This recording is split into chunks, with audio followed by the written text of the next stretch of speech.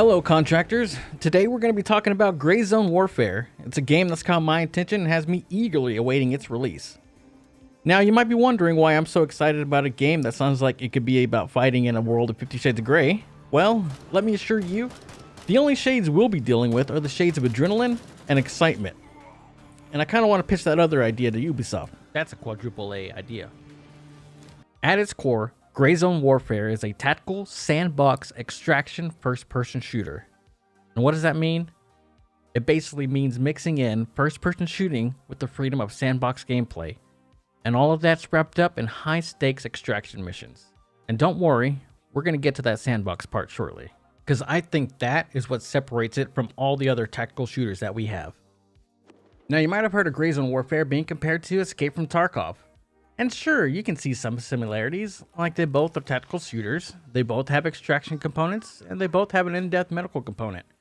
But let me tell you that that's not quite right. The CEO of Grayzone Warfare has made it clear that they're not trying to be the next Tarkov Killer. They're carving out their own niche, focusing on a unique blend of PvEVP gameplay that's more about creativity and choice.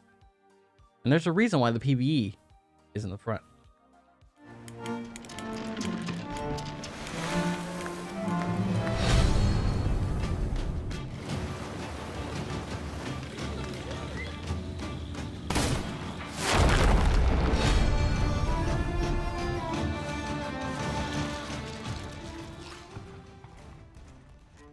Yes, what you're seeing on screen is my best comparison for how Grayzone Warfare is going to be. And even Rick, the PR and comms director for Madfinger Games, agrees.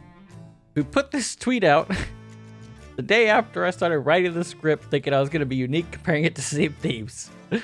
Oh well, let's continue. At first glance, they seem worlds apart, but think about it.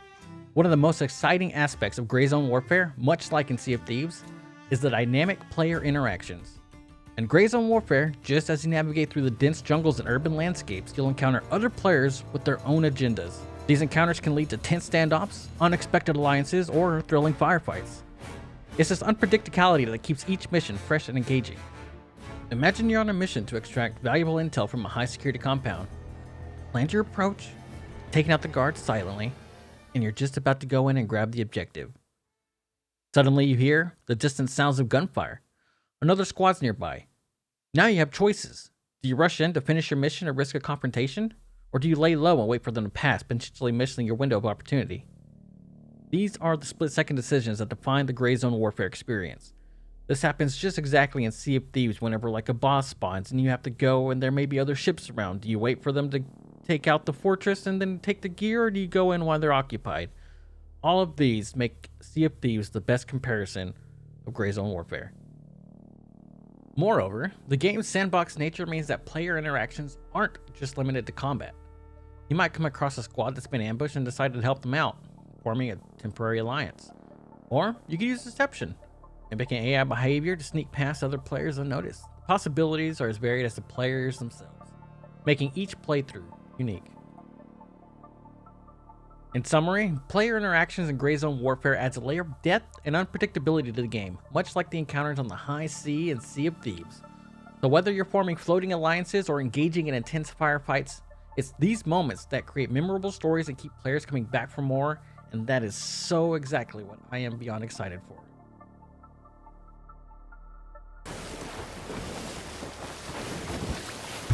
One of the standout features of Grayzone Warfare, similar to the enchanting Sea of Thieves, is its atmospheric world. The game's settings, the fictional region of Lemang, is a sprawling 42 square kilometer landscape that's both beautiful and dangerous. The dense jungles, rugged terrain, and urban environments are not just backdrops, they're integral to the gameplay experience. As you navigate through the world of Grayzone Warfare, you'll feel the tension of moving silently through the underbrush, the adrenaline of urban warfare in tight city streets, and the relief of finding a moment's respite in a quiet village.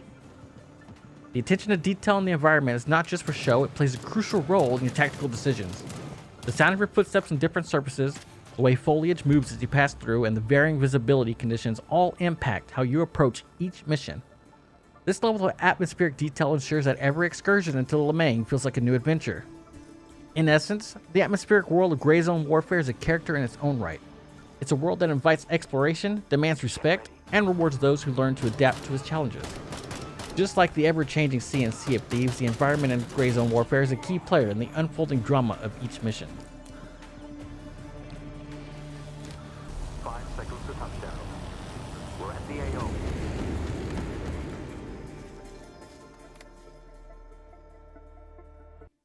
Apart from everything I've talked about already, I am truly excited to be able to get into a sandbox world with my friends or my squad and determine with the rest of them what we want to do and how we want to go about doing it.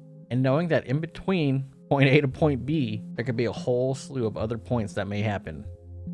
I can't wait for it. I know we should temper our expectations, especially with the first alpha coming out. All we're gonna have basically is missions, the extraction, and I kind of think that's it as far as I'm aware. Hopefully we get some more things soon also, because a lot of people have been talking today, February 22nd, about how they've seen some stuff and they can't wait for us to reveal more, and I'm just super excited. The whole dev team seems really cool. Some of the dev logs have been great. I want to go back over those and just put more research. I want to make more videos on stuff they already put out. I'm excited for the new stuff they're going to put out.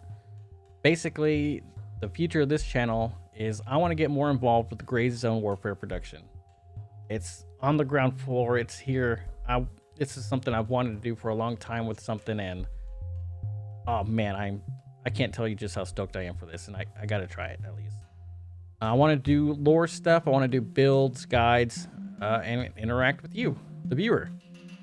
On the idea of builds, I'm not the best at them, as some of my Tarkov builds will go to show. Plus, I have a full-time job, so I don't really have time to sit there and min-max every single grip on every single item. But what I do want to do is showcase viewer builds or fun builds that you guys come up with also. I don't know how this will work at the moment, just because we don't know what the alpha will have for us to start with. Also, it's been a little bit since my last upload, so this will be new for me going forward, but I keep saying it. I'm beyond hype for this game, and I can't contain it. I truly want to get involved. I truly want to be here, put out info, make some good videos. With all that out of the way, I would love any critique or suggestion you guys may have for future videos or other ideas. Maybe whenever we get into the alpha, we can have like viewer squad, community squad nights or whatever. I don't have a Discord or anything. We might do that later whenever we get more people, subscribers. I hope you liked this first video. I know I'm rambling here at the end. My goal is to hit 500 subscribers by the end of the year. I feel like that's a long target for me. So it'd be amazing if you would do me a solid favor by hitting that like and subscribe now. And if you're looking for more Grayzone Warfare content, I recommend Rilo Gaming. A lot of the stuff I got about the sandbox talk and what they want to do with it and how they want to fill in their own niche, I got from his interview that he did with the CEO, Mara, and it was awesome. You should definitely go check it out. I think that's it. And if no one's told you today, you matter. And I hope you have a fantastic, awesome day. Bye.